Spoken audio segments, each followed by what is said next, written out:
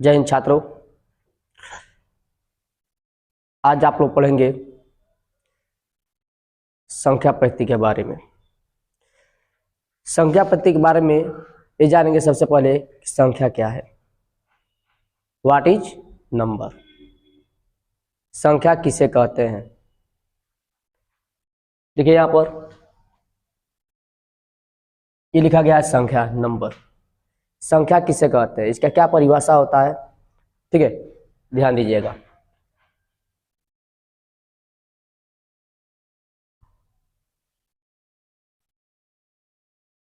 कितनी वस्तुएं हैं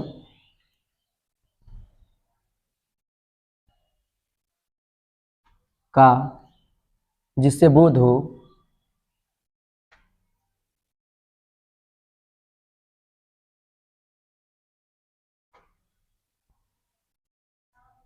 उसे संख्या कहते हैं। कितनी वस्तुएं हैं, या मेरे पास या आपके पास कितनी वस्तुएं हैं। जैसे हम ये कह दें आपके पास कितने कलम है, दो, दो एक संख्या है। आप कितने भाई बहन हो, तीन, तो तीन एक संख्या है। अब मेरे यहाँ शादी में गए, कितने रसगुल्ले खाए, सर 5 खाए, ये भी एक संख्या है, ठीक है। तो ये जानना है इसमें कि कितनी वस्तुएं हैं का जिससे बोध हो रहा हो उसे संख्या कहते हैं। कितनी वस्तुएं हैं का जिससे बोध हो उसी को संख्या कहते हैं। अब ये बात आ रहा है कि कितनी वस्तुएं का जिसका बोध होगा उसे संख्या कहेंगे। तो इस संख्या को कैसे लिखते हैं, तो संख्या को लिखने के लिए जिस चिन्ह का प्रयोग करते हैं, जिस प्रतीक का प्रयोग करते हैं उसी को हम संख्यांक या अंक कहते हैं। याद रखिएगा इस चीज को। अब हम आ गए हैं अंक पर, जिसकी अंग्रेजी क्या होती है, डिजिट। संख्याओं को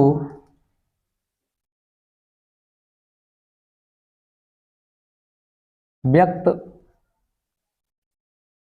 करने के लिए प्रयुक्त चिन्ह या प्रतीक। संख्याओं को व्यक्त करने के लिए प्रयुक्त चिन्ह या प्रतीक को संख्यांक या अंक कहते हैं।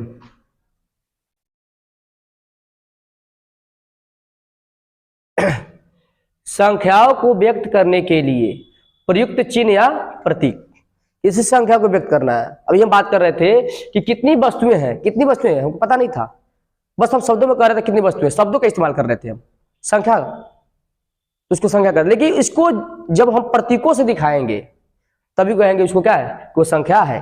तो इसमें प्रतीक बहुत जरूरी है, यानी अंक बहुत जरूरी है। जब तक अंक नहीं होगा तो कोई संख्या नहीं बनेगी।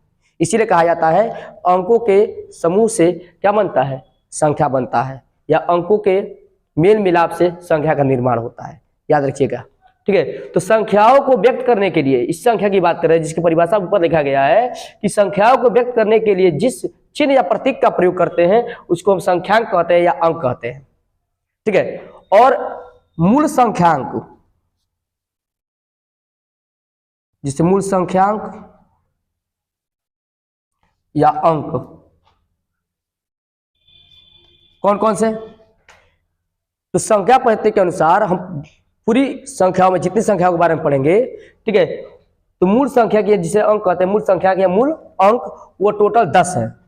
0, 1, 2, 3, 4, 5, 6, 7, 8 और 9। क्योंकि ये मूल इसलिए है कि जितनी संख्याओं का निर्माण होगा इन्हीं संख्याओं अंकों का बार बार पुनरावृत्ति करके बनाई जाएगी। जो ये अंक दिया गया है इन अंकों के हेर फेर से, ठीक है, या समूहों से कई प्रकार के सब संख्या प्राप्त होगी, ठीक है। इसलिए इसको हम कहते हैं मूल अंक, सॉरी क्या कहते हैं, मूल अंक कहते हैं।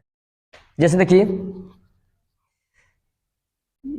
ये लिखा गया है 246, यह एक संख्या है, लेकिन इस संख्या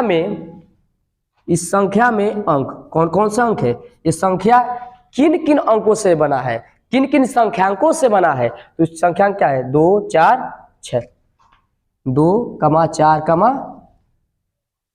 6, ठीक है, 2 4 और 6। तो ये संख्या 246 से, 2 से और 4 से और 6 से बना है, इसीलिए इसको हम क्या बोलेंगे, अंक। ठीक है, चलिए नोट कीजिए इसको। तो संख्या को वास्तविक और अवास्तविक संख्या, अवास्तविक यानी जिसे काल्पनिक नंबर कहते हैं, इन दो भागों में बांट दिया गया है। जो रियल नंबर है, वास्तविक संख्या है, इसको हम आर से रिप्रेजेंट करेंगे। जो इमेजिनरी नंबर है, इसको हम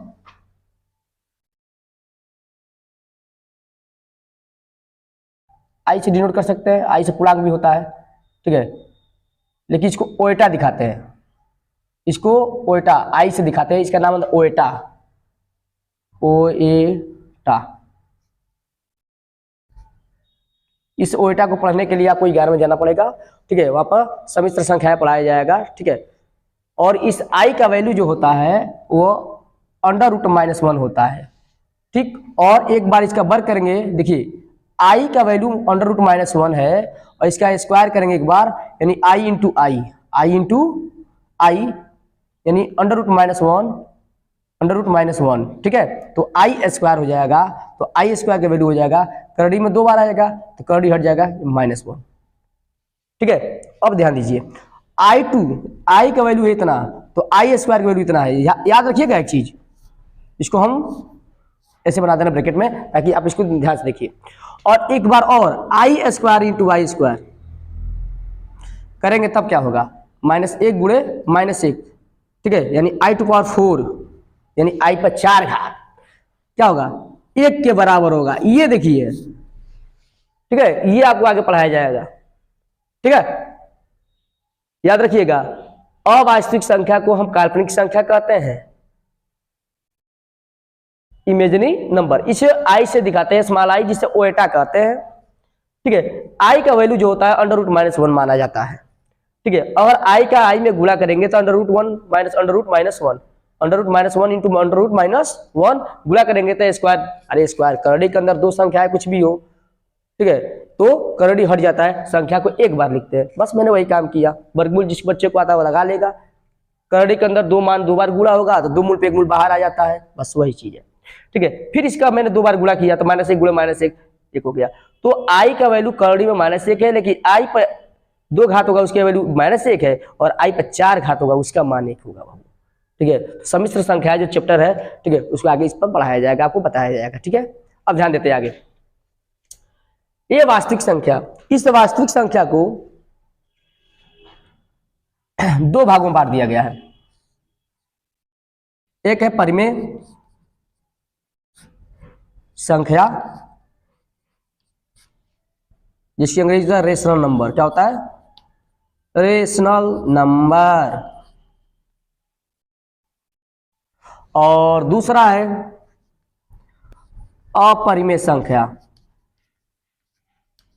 परमेय और अपरमेय के नाम आप लोग सुने होंगे, बहुत चर्चित नाम है भाई, ठीक है। अपरमेय क्या होता है, इरेशनल,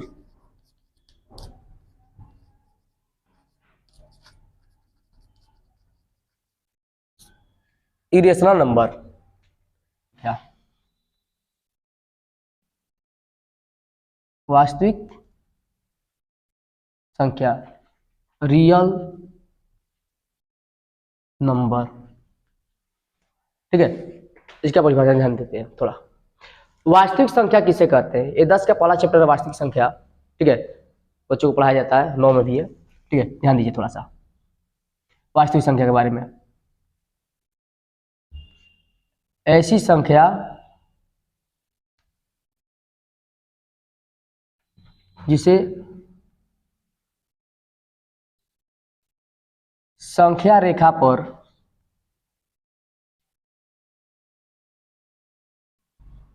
प्रदर्शित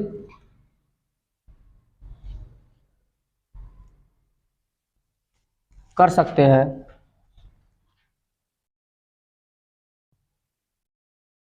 उसे वास्तविक संख्या कहते हैं।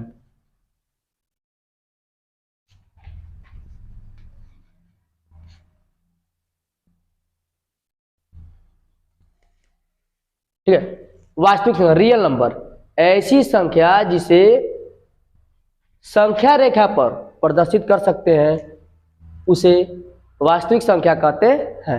याद रखिए इस चीज को। ठीक है, इसे आर से प्रदर्शित करते हैं। देखिए, इसे कैपिटल आर से प्रदर्शित करते हैं। जो वास्तविक संख्या है उसको हम कैपिटल लेटर आर से प्रदर्शित करते हैं। ठीक है, ध्यान दीजिए। जैसे एक और परिभाषा इसका है, अथवा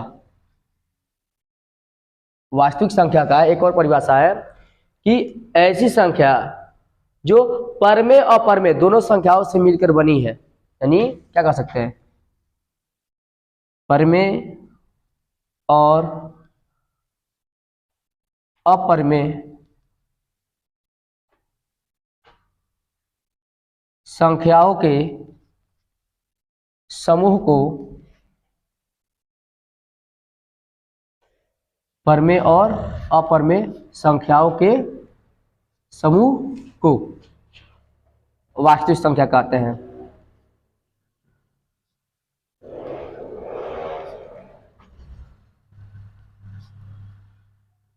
ध्यान दीजिए, परमेय और अपरमेय संख्याओं के समूह को, यानी जो परमेय संख्या है जिसे p बटा q ग्रुप में लिख सकते हैं, अपरमेय संख्या जिसे p बटा q ग्रुप में नहीं लिख सकते हैं, उन दोनों संख्याओं के समूह जो होगा उनको मिला देंगे, जो संख्या बनेगी वही वास्तविक संख्या होगा, ये भी कह सकते हैं। ठीक है, सिंपल परिभाषा यह है कि ऐसी संख्या जिसे संख्या रेखा पर प्रदर्शित कर सकते हैं उसे वास्तविक संख्या कहते हैं। इसे आर से प्रदर्शित करते हैं। ठीक है, या तो ये याद कीजिए परिभाषा या तो ये। ठीक है, समझिए। ठीक है, आगे देखते हैं। जैसे √2, √3, √5, 1/2, 3/7, 4/5, etc। कह रहा है ऐसी संख्या जो परमेय हो और ऐसी संख्या जो अपरमेय हो, दोनों के समूह को हम कहेंगे वास्तविक संख्या। ये तीनों जो एग्जांपल है ये p बटा q ग्रुप में है। p बटा q, p बटा q, p बटा q। ठीक है, और परमेय संख्या किसे कहते हैं एक वीडियो में पढ़ा चुके हैं आपको। ठीक है, उसमें देख सकते हैं आप परमेय संख्या किसे कहा जाता है। यानी ऐसी संख्या जो p बटा q ग्रुप में हो और q का मान 0 ना हो, साथ ही में उन दोनों का मौसा कितना हो, 1 हो। क्या हो, 1 हो, वही परमेय संख्या होती है। ठीक है, यहाँ देखिए यह परमेय संख्या क्या है, अपरमेय संख्या। ठीक है, क्यों, एक रूट के अंदर, किसके रूप में, रूट के अंदर है। ठीक है, चर्चा कर रहे थे इसके बारे में कि अपरमेय संख्या किसे कहते हैं, परमेय संख्या किसे कहते हैं। ठीक है, इतना लिख लीजिए। हम लोग वास्तविक संख्या प्रकार के बारे में, वास्तविक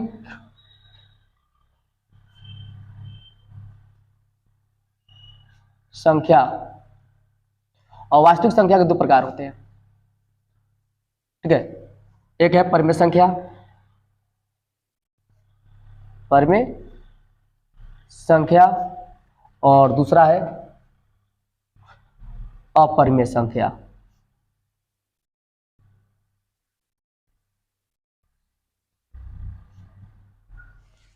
परमेय संख्या होता है रेशनल नंबर, रेशनल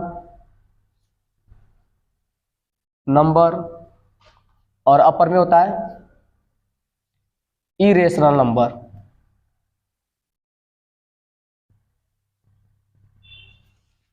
ठीक है, ध्यान देते हैं परमेय संख्या किसे कहते हैं। परमेय संख्या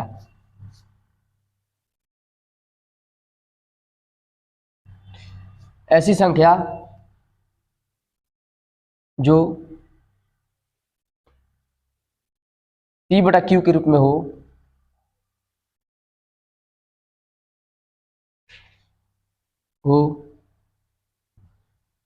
परंतु q not equal to 0, q का मान 0 ना हो, और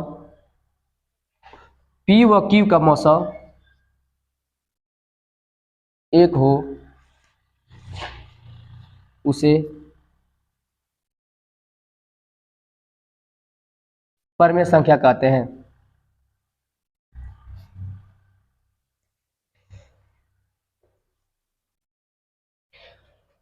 ऐसी संख्या जो p बटा q के रूप में हो परंतु q का मान 0 ना हो। यहां तक पढ़े हैं, लेकिन एक चीज और लगाए यहाँ पर, देखिए जो लड़के नहीं जानते हो ध्यान से देखिएगा।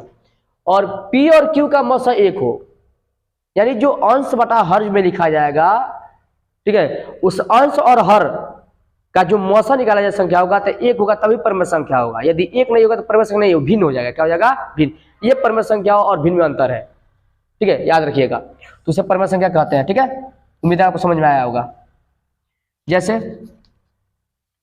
2/3 2/3, 3/5 3/5, 5/7 5/7, ठीक है, 1/2 1/2, ठीक है। ये सभी संख्याएं दिख रहे हैं, 1/2 5/7 3/5 2/3, ये सब क्या है? परमेय संख्या है। एक तो p बटा q के रूप में है और q का मान हर जो है शून्य नहीं है, देखिए कहीं शून्य नहीं है। यहाँ 3 है, यहाँ पर 5 है, यहाँ पर 7 है, यहाँ पर 2 है, ठीक। और साथ ही अगर इन दोनों का मौसा निकाला जाए, दोनों संख्याओं का मौसा तो एक आएगा, इसलिए परमेय संख्या है। यदि हम ये लिख दे 2/4, क्या लिख दे?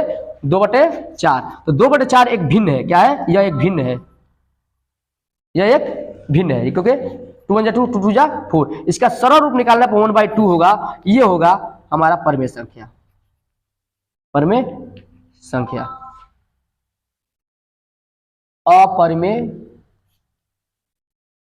संख्या, इरेशनल नंबर,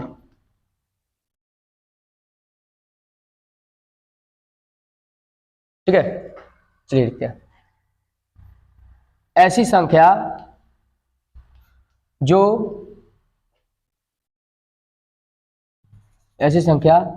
जिसे p बटा q के रूप में, जिसे p बटा q के रूप में नहीं लिखा जा सकता है, उसे अपरमेय संख्या कहते हैं,